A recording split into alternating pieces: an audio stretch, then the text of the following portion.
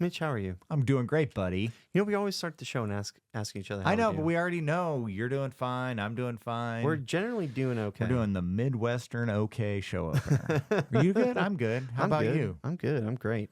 I do find that funny. That is a very Midwestern thing to do. Is even if you're not doing good, you're like doing great. Doing well. Thanks. Now that you ask, I feel better. Someone cares. Yeah, and you don't want to burden. You would not, as a Midwesterner, you would not want to burden someone else with your. Yeah, I wouldn't say like, actually, Your Keith, woes. I'm socially exhausted and I'm rather tired of being around people. Yeah. No, generally and you, speaking, yeah. yeah. Specifically. People and humans and others. Yeah, it's you know what I find about that is I feel like I need a day to just unwind and not be around people. And not have like not go errands and be around people in a store and all that kind of stuff. You need some time every now and then to just sit in a chair by yourself.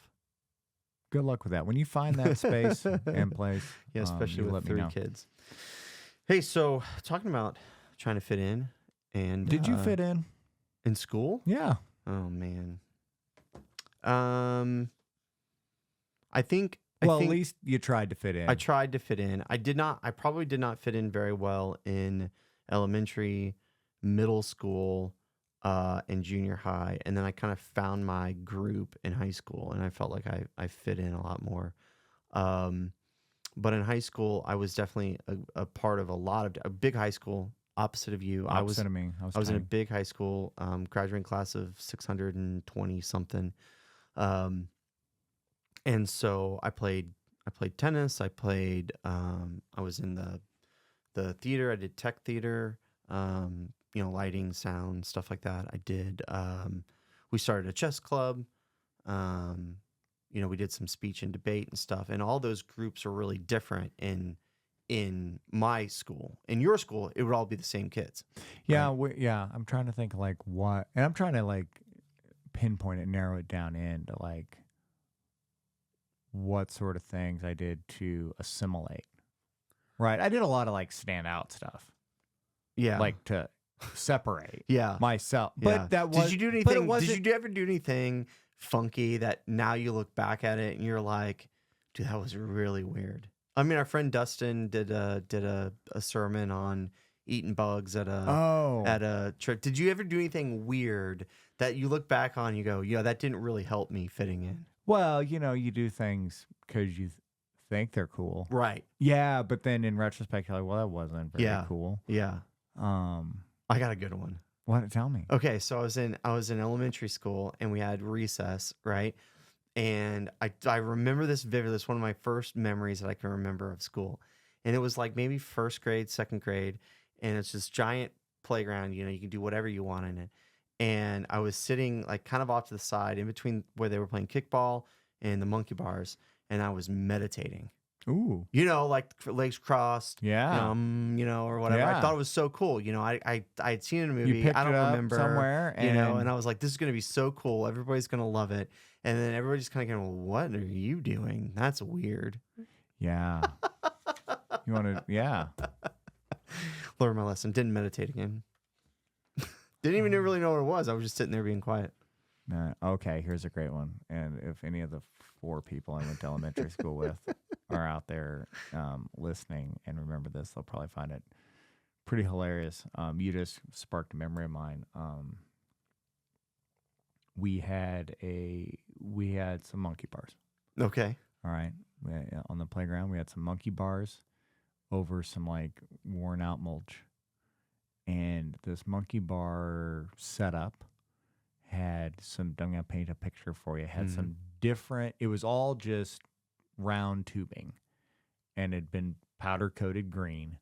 And there was like different height bars. So like there was like a 4-foot high bar or a 3-foot high bar. And then it was connected to a bar that went up to like 5. And then one of them went up to like 7. And you could do like a pull up on one. And then there was like a full group of monkey bars that went all the way across. They were only like 1 foot apart. Yes. But you could do 1 bar at a time, or you could do 3 bars at a time. Or as I was informed, that's called brachiating. When you don't When you skip a bar or two bars? No, when you're one hand at a time. So when Okay. you're hanging from one hand, you swing, you Yes. grab and let go. Yes. It's a Called brachiating. huh? brachiating. Okay. It's a maneuver that monkeys do. Huh. So there's certain Hence the monkey bar. certain species can brachiate. We're one of them. Okay.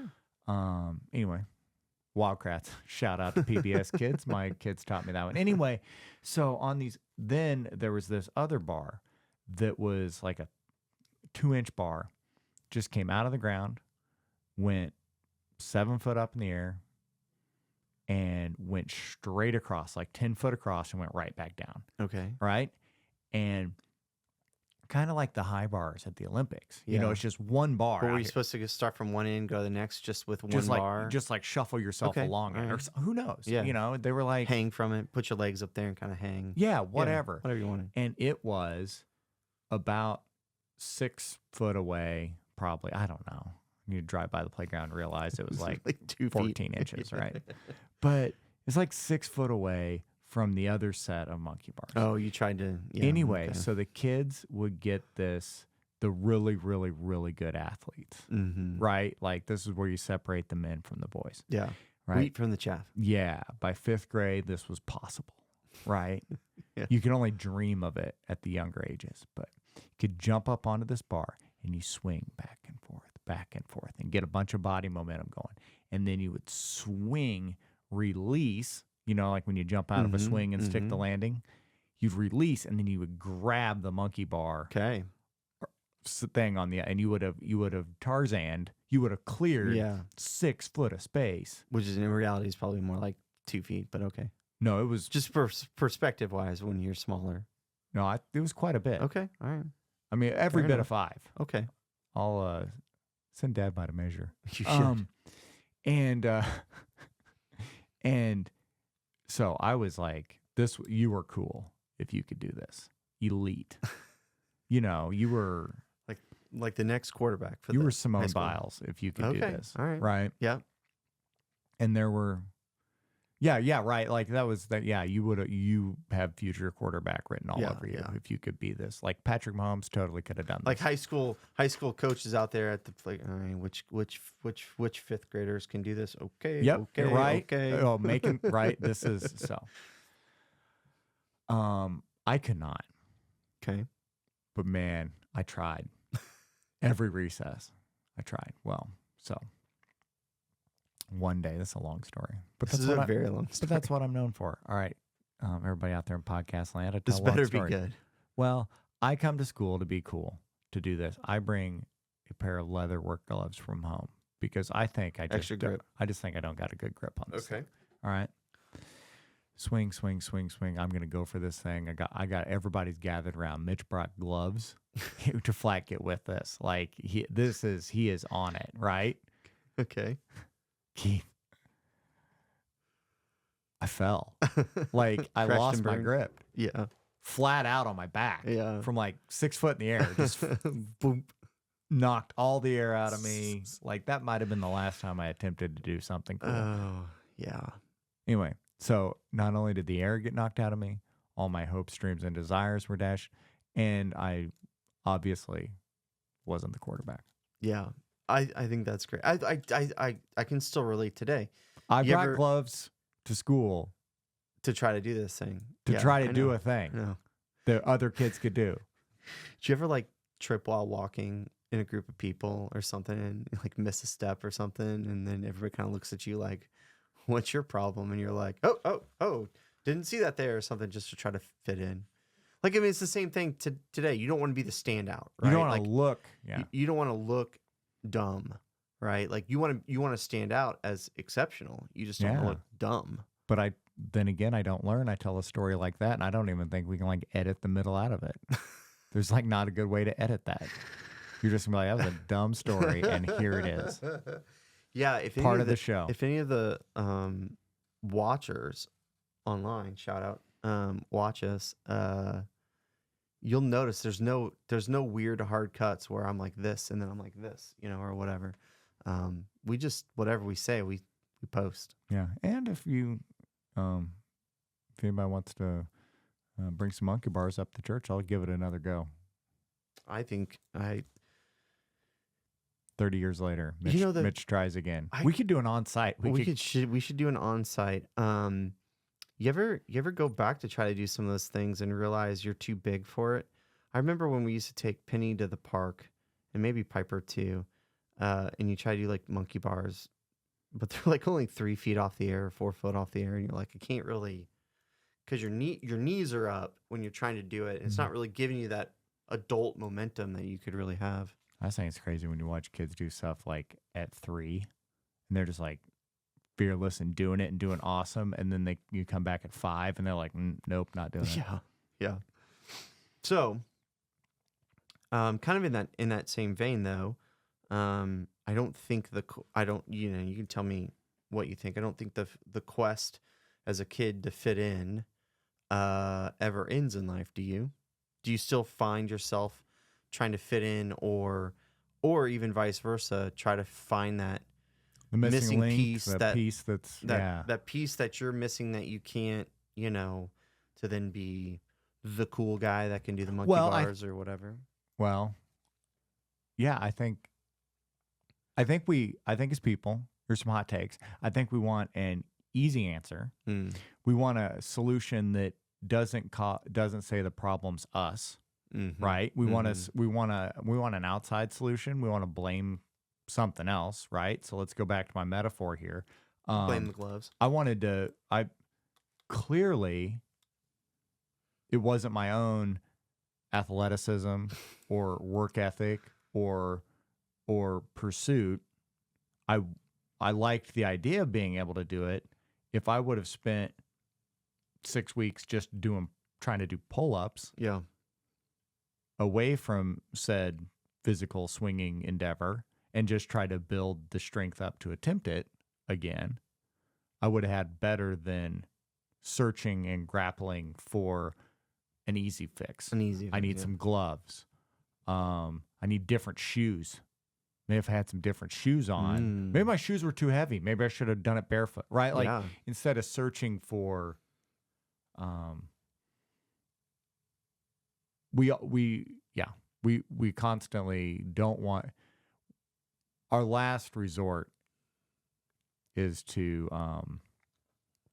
be self-critical. I think there's a segment of population that's like that for sure. Probably a large segment of population. I think I'm weirdly the opposite, where I'm overly self-critical. You know, like in a situation where you're in a group of people and you're not really fitting in very well in the group or whatever. I was like, what's wrong with me? What am I doing? Did I say something? Did I, you know what I mean? Like I'm always more introspective. But you could still be searching for that missing piece and you're not comfortable. I think the solution for that is being comfortable with who you are, not searching for, oh, did I not wear the right shirt? Are these jeans not cool? Yeah. These aren't silver tabs? Reebok pumps. Jinkos? Reebok pumps, man. I had a pair of Reebok pumps. Did you have a pair of Reebok pumps? I sure did. Let me quick story about actually fitting in and actually being cool. Because I wasn't a lot until, like I said, maybe late junior Were they high. white? And They was were the pump white. orange? The Like a pump was basketball? not. No, I think the pump was like blue, right? And I was in, this is a dorky fit in. I was in math class, and we used to have these board races, right? And so it was like double multiplication, right? So we were doing like 12 times something, 12 times 12, 12 times. So it wasn't it wasn't like we learned 12 times 12 from just your table. You had to rote memorize it. So it'd be like 112 times 12, you know, or something like that, right? And so if we lined up in 2 lines, if you won, you stayed. Okay. If you lost, you went back to the back of the line. Board races. Okay. Team that at the end of the time, Most times through. most times through loses, right? Because you're losing. So the team that goes through the less wins, right? Okay. And I was really good at math, so I was doing the math problems, and I'm just creaming them In your I'm pump. like 12, 13, 14, 15 kids, right? and I'm in my pumps, and I was like, man, I gotta do it, right? So I released the pump, and I like pumped it. I don't know if you remember the commercial. It was like they would pump it and they go, it's got to be the shoes. Yeah. Remember the Yeah. Oh, commercials? yeah. It's got to be the shoes, right? So I'd go down there and I'd pump a little bit, and we go, got to be the shoes. The kids loved it. It was great. It was great. It was like one time in my life I actually fit in. And that's, I Doing think, nerdy man, things. like we didn't plan this out, but I think that's kind of what we're talking about here. Yeah. Like that marketing Yeah. of like that whole bizarre concept of it's got to be the Yeah. shoes, and like that sold more shoes. It sold more shoes. But it was cool. The shoes were cool. Therefore, me referencing the commercial and having the shoes on made me cool, right? Meditating, not cool. It might be cool. It might have been cool at a certain time or at a different school, but it was not cool then. The time and place At the you time did and it, place, right? And I, you know, what's weird, I don't know if you see it in your kids, but I've started seeing it in my middle schooler who starts to say things that she heard someone else say that got a laugh, or a lot of people were saying it sort of fit in. She would say it, you know. Oh yeah, and you and I, Idiomatic as middle-aged expressions. dads, we get this great opportunity to use slang Yes. publicly Yes. to immediately Embarrass them. discredit its coolness. Yes, exactly. But what's funny is, so what I've noticed is she started doing it, and I'm like, you know, whatever. Well, then she started challenging me when I would use the word, like, you don't even know what that means. And so I would tell her what it means, and she's like, oh, you know. So I flipped it. Okay. I was like, whenever she's like, you don't know what it means, why don't you tell me what it means then? She doesn't know. No, well, it's harder to explain. She doesn't know what it means. She just knows the reference that people use it is, so if something's cool, it's lit, right? Okay. But she doesn't understand what that means, or where the phrase came from, or whatever. Right? Entomology. Entomology. Not the insect studying version Yes. of entomology. That would be entomology. or like I don't know if your kids say this now, but so they got Riz, Oh yeah. right? Riz. I'm Everybody Rizzy. kind of knows everything about Riz. I'm very Rizzy Yeah, I would argue that. in my classic You got gray. more drip than I have, but I I'm definitely definitely more have rizzy. So there's this do they ever talk about Skibidi Toilet? Well, all the on occasion. Do you know what it is? It's a weird meme. It's like this toilet with like this guy coming out of it, and it's like this cartoon thing that's like this popular Hungarian Yeah, song that's all or it is. something, and he sings it. It's not even in English or whatever, right? Mhm. But it's cool. So Skibidi Toilet has Riz, right? Okay. So she's going around and she's like, Skibidi Toilet Riz, you know, and like she has no clue what it means. And I don't know what it means at the time. I'm like, what is this? You know? So I like just Google it really fast and find the reference that it came from and what it means. And I was like, okay, all right. So I used it in a sentence or whatever. And she was like, oh, you know, how do you know about that or whatever? And I'm like, what is it? She's like, you don't know? And I'm like, no, I absolutely know. And she's like, well, you know, it's just like when something's cool. And I'm like, boom, you're saying something and you're repeating it and you have no clue because you want to fit in. Yeah. You know, it's exactly what we're talking about. You know, you change, you say something, you do something because you want to fit in that public space, in that social space. And I really think, And we want to have answers to things Yeah. that that we think are good and important answers to things. Like you know, and to move on in the conversation, like we had this statement that this most important thing about you is your baptism. I wanted to like expound that, where it's like that's a symbolic gesture in receiving the grace and mercy of Christ and be accepted into the body of Christ, so that you are part of that unity with Christ. And that that faith in the redemptive salvation of the sacrifice made for you, that faith in Jesus is the most important thing. Because in that faith, you can find that identity of being that child of God, the beloved child of God. And that's the most important thing about you and finding your identity there. Well, I think, and two, that helps you realize you fit in with God. Yeah. And so you don't need to fit in anywhere. You're free to be you because you already have a crew. You already fit in because you are brought Accepted into just that the way you family are. of God, just the way you are. You don't You're- have to do it. You don't have to wear Reebok pumps. You don't have to. But that doesn't mean avoid all things. Correct. Out there. It doesn't mean you can't say that my sweet Jesus loves me pink bracelet's not drippy. It is. It's totally dripping. See? I love it. I do too. Like going back, so just tapping on that for a second. So we got those at Vacation Bible School. Yeah. Right.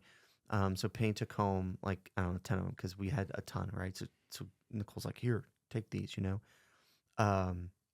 And she was like, oh, I'm going to go hand them out and tell people, you know, hey, I want you to have this. Jesus loves you. I'm like, that's great. She was so nervous too because she didn't want to get made fun of or laughed at or anything else, right? So she would like just kind of set it down and then like walk away, like at a cashier or something. The cashier would be like, oh, you left this, you know, calling you like, you know, or whatever, right? But that's to our point. When you're confident in your faith, when you're baptized into the family of Christ, you should feel comfortable doing exactly that because that is your identity. That should be your primary identity before anything else. And I think that what is interesting is, you know, that there's 4 different levels or spaces of belonging, right? And they range from public, and then they kind of get smaller into social, into personal, and then into intimate, right? And so we all know, like the public is just interacting with people all day, every out day. and about. Out and about, right? The community at large. Your community at large. Your social is probably, you know, 80 to 100 people that you interact with a little more frequently than just bump into somebody at Sam's Club. Then you got your personal, which is maybe a small group of friends that, you know, and you could maybe not talk to this friend for 2 or 3 years.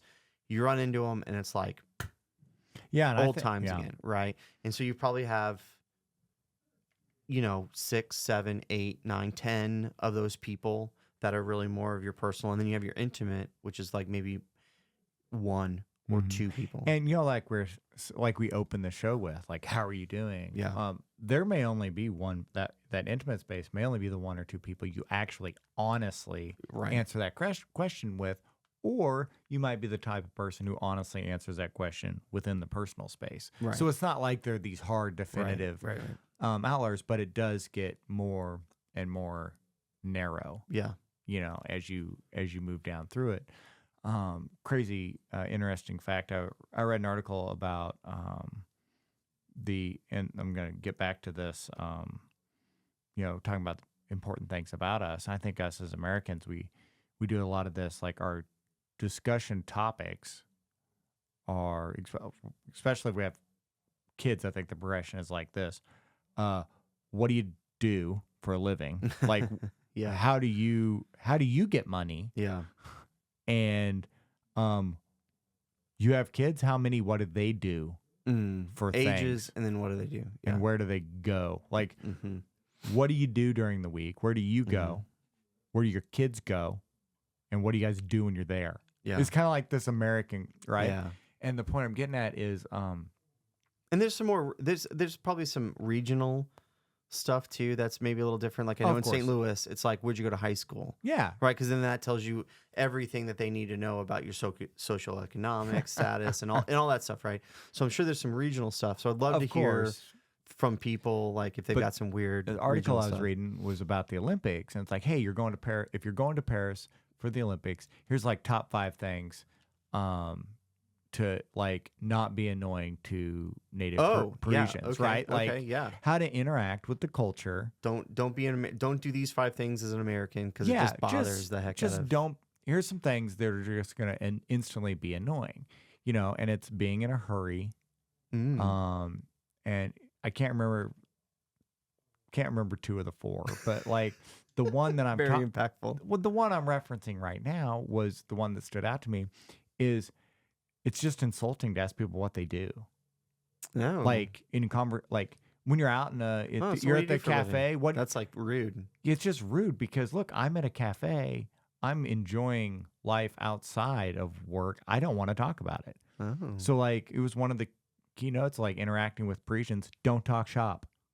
That's that's so like fascinating. And that 'cause is in America, that's so American. that's so American because, like, I talk to people all the time about people that struggle in their job. I'm like, well, go out and network, right? Go out and meet people, find out what they do, and that actually, I don't know if we talked about this or maybe it was me and my wife talking, but No. almost all the jobs that I've ever gotten is because I connected with someone that knew, Yeah. or whatever, right? And so that is very American. I It's guess. interesting. I don't It's know. interesting. I just, according to one article written by one person who probably wasn't from Paris. So who knows? I I wonder, didn't delve into it further. I do want to get your thoughts on these 4 spaces of belonging and your thoughts on fitting in. Because obviously in the public and the public and the social level, we do stuff to fit in, right? Like, You got to work pretty hard to. I think you have to put effort into not fitting into the public space. So generally, the public space, if you want to stand out in the public space, that actually takes the effort. Oh, Does that make interesting, sense? Interesting. Okay. Everybody, for the default is fitting in the public space, right? I went to a Royals game the other night. Mm-hmm. It was a Royals game. It was a home Royals game. It was in Kansas City, right? Okay. Generally, everybody there was in some form of blue, Right. right? It was a Royals game.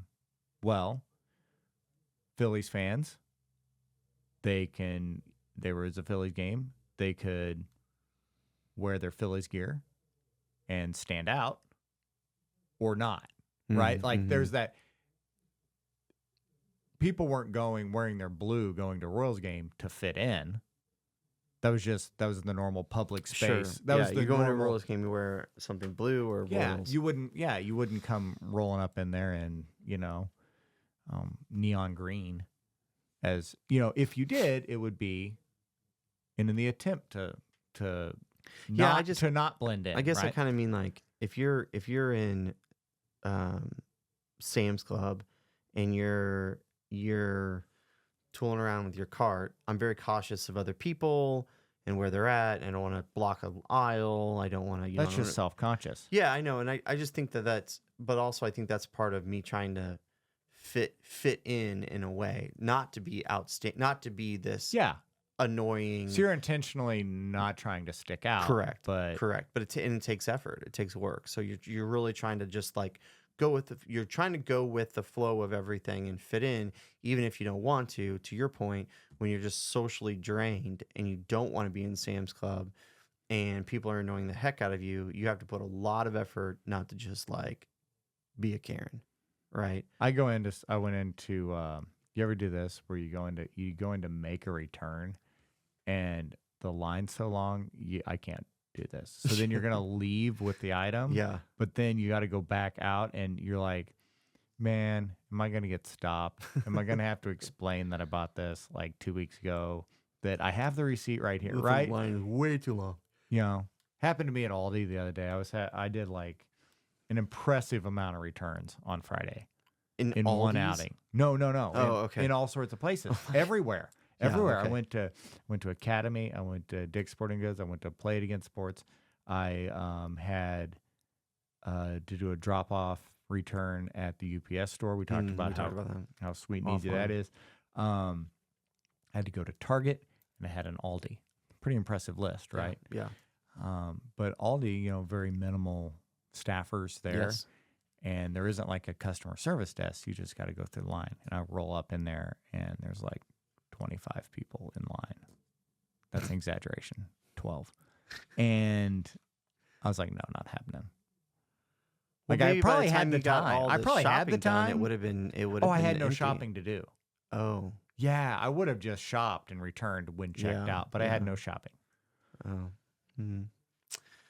Well, so I want to get your thought on Yeah, public moving from public to social. now down to personal and intimate. My initial thought process is that you shouldn't, to me, you shouldn't have to work that hard to fit into that personal and intimate space. Like it shouldn't be something that, especially the intimate space. Like I feel like you should find someone that you already connect with. And when I think about intimate space, I think about like my wife, right? Or my really, really, really, really, really, really, really, really, really good best friend who I call my brother, right? That I can call up and tell them anything at any time, and I don't think they're going to judge me, or at least much, right? Mm-hmm. I don't feel like I have to work to fit in Correct.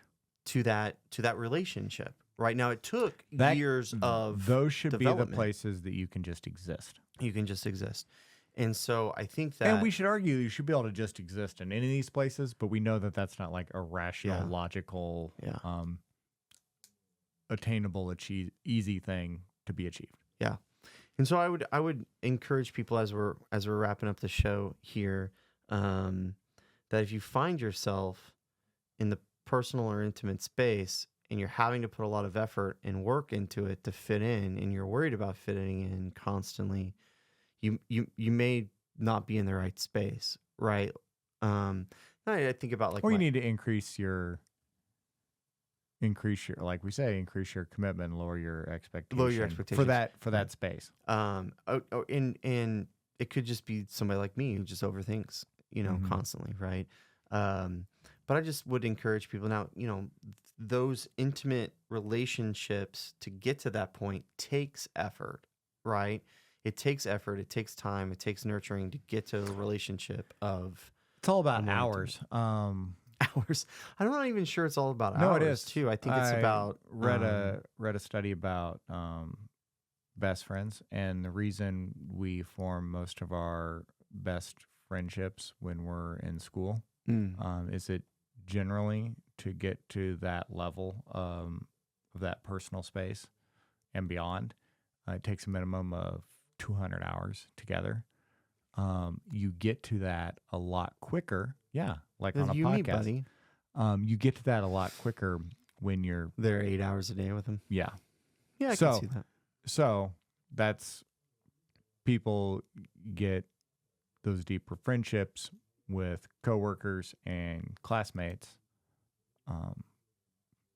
because of forced proximity. Yeah, but I would also and you make a really great point, because sometimes That's your where commitment personal comes in. and intimate relationships in life can seasonally change.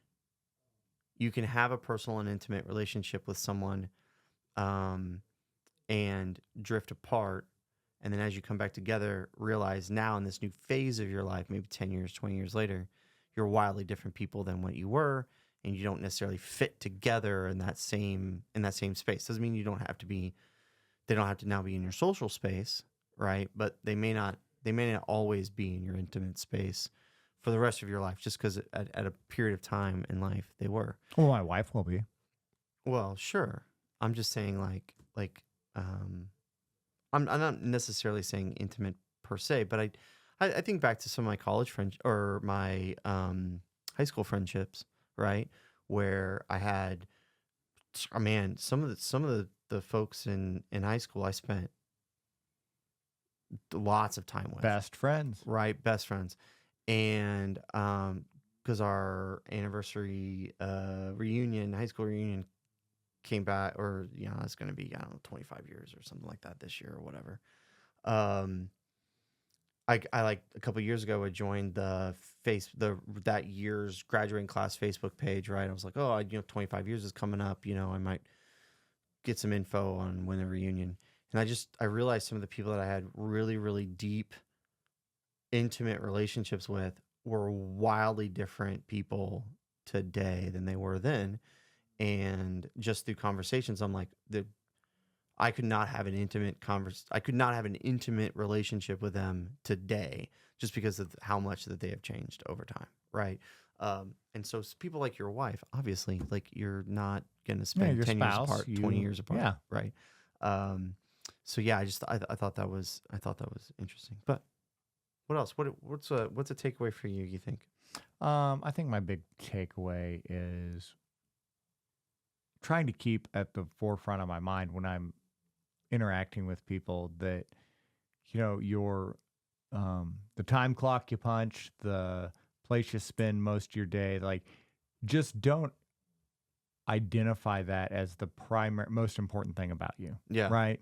Like I constantly want to help shape my identity as a follower of Christ and a person growing into a person that embodies love and grace and mercy and kindness and peace, gentleness. Like growing into that is my primary goal, and that may be weird to articulate. Yeah. But just thinking that, and